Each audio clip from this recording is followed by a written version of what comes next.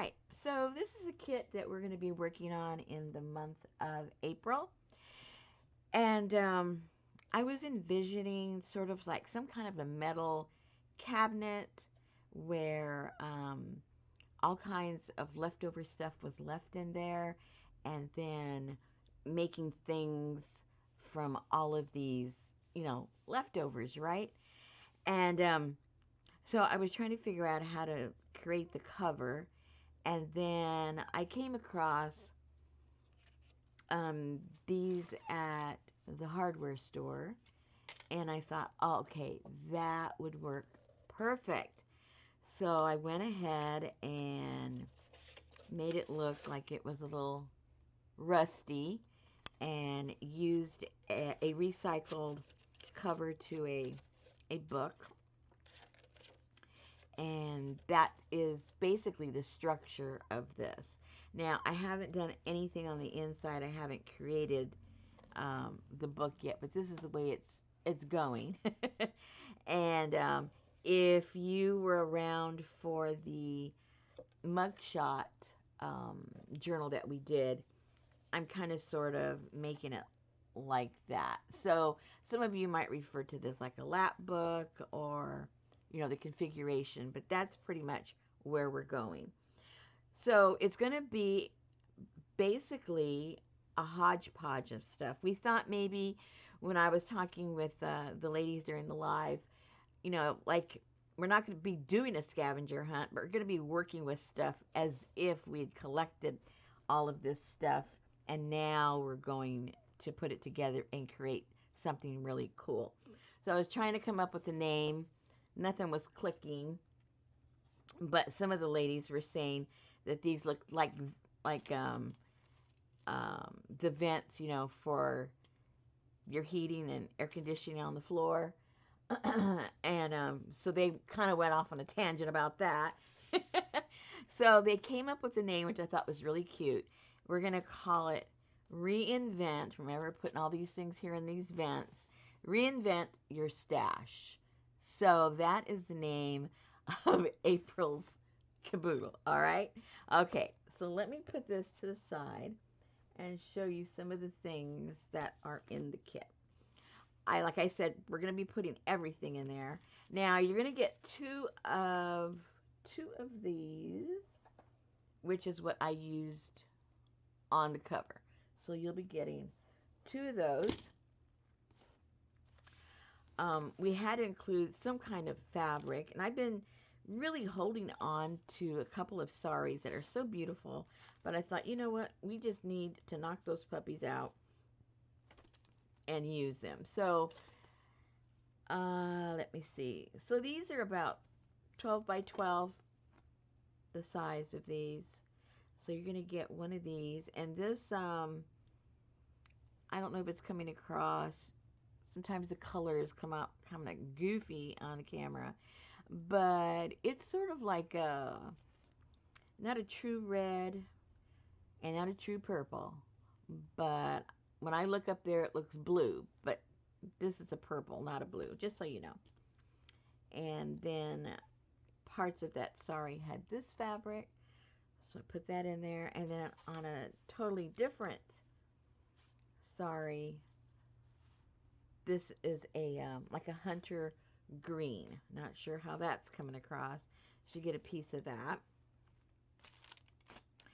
I like working with these booklets because they can make really cool books that you put inside of the journal that we make. So we're going to get one of those.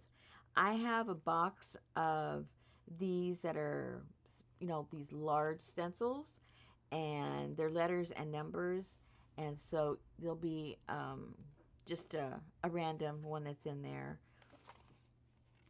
These are some really cool little file cards, and I just love the writing on these, so there's going to be one of those in there. These envelopes that are airmail, those will be in there also. Remember, these are all things that I imagine get collected in a box or, a drawer or something, and we're going to bring all these things together and make something pretty cool. Okay, so this will be in there also. And one of these large envelopes, I love working with these. These you can turn into some really cool stuff. One of those, then a smaller one.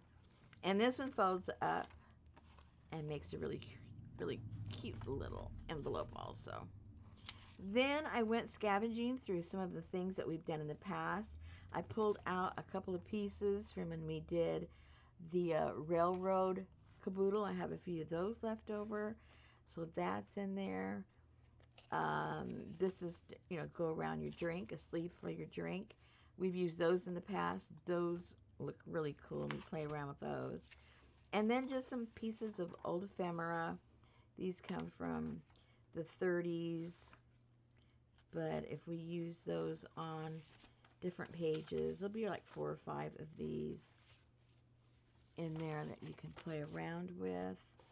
Then I came across some Tim Holtz paper, so they'll all be something different because, they only one of each or sometimes 2 of each. But anyway, so that'll be random, but it will be the Tim Holtz papers.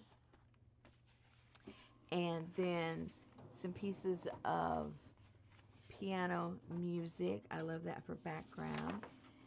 Then one of these notary bond record from a large journal. This is, let's see. Let me see. What is the, I don't see a date. How come I don't see a date? Oh, it says 1920. So it is, oh yeah, 1920, 1919. So that's how old that is. Now, some of the papers, the printouts that I have in there, this obviously looks like really old metal, which I think really complements, the look that I was originally going for. So, one of those. And then I have some cool ideas that we can do with this. Some more that has to do with the metal. And these guys, don't ask me, but to me they look like they need to be in the journal. I just said, these people need to be in this journal. All right, so I was kind of mimicking this when I was doing the front. Anyway, that's what kind of inspired me, so I thought, well, let me print that out. We'll put that in there too. And I just see lots of numbers and rusty stuff inside of this book. So I had to put in some bunch of numbers. And then you have to have little, things to cut out and play with. I mean, And then with old stuff, I think of mail. A lot of those envelopes in there, we can decorate those to make it like their old correspondence. And then you had to have some kind of crazy relative. Remember, we did this with the mugshot one. So I thought, I don't know if we did this exact one, but things that looked like these mugshots we put in that journal that we made. But I thought that would look cool incorporated in there. Remember, we're just hodgepodging everything. Again, some of the numbers. I love these tins that I did another journal with, but I don't think we've used these at all, within the kit. To use that. I'm not sure what I'm going to do with these, but I always love using these and then putting old photographs and stuff in there. And I like how it looks like you got old documents that somebody tried to protect. Anyway, there's 4 of those in here. And then I like just the look of these kind of folders when I try to do something a little more on the older side look. So let's try that. So it doesn't look, like that shabby chic look. It's going to have more of an industrial look with the green. That's my thought anyway.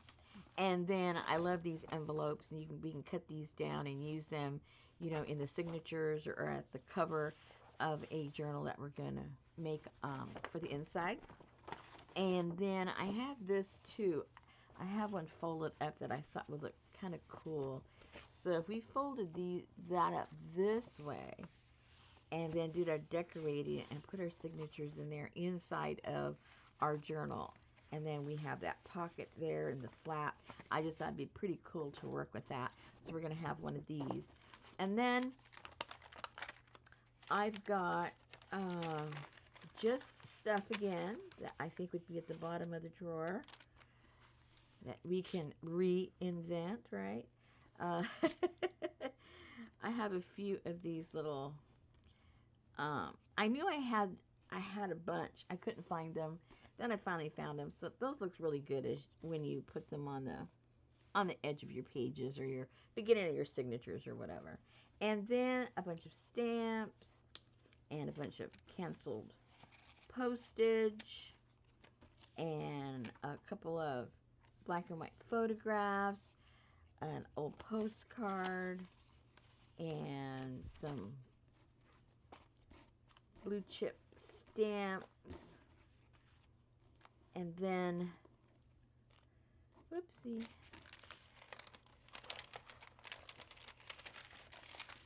and then this I thought was super cool. I got this a while back, and I said, oh, this is perfect. Whoopsie. Perfect for this because of the metal and the numbers. Anyway, they're all going to be random. It'll be either a number or a letter, and they're supposed to be like represent, you know, a part of a the license plate for a vehicle. And they're heavy. They're metal, so that would be pretty cool. I envision that would look really nice on the spine on the outside. That would look pretty cool. There's any number of things we could do with that. Okay, so that also will all be on there. Now, in addition to all of this stuff, I am collecting printouts of stuff that I overprinted for various journals I've made or the kits that we've had. And so what I'm going to do is randomly, that's why I'm not showing them, because none of them will be the same, because whatever's left over I'll divide it up. But I'll be putting another little package of all of those papers that came from other kits that we've done, or even just maybe journals that I've made that weren't kits. And then there'll be another little envelope full of those goodies. So anyway, I think we'll have a fun time putting this together and making ourselves a little journal where we are going to reinvent our stash. What do you guys think? I think it's going to be kind of fun. And that way we can go in any direction that we want. And we can use this basic construction that I've come up with. But I know some of you ladies come up with a lot more cooler stuff than I do. And you'll probably have a whole other way of putting it together. Anyway, that's it for April.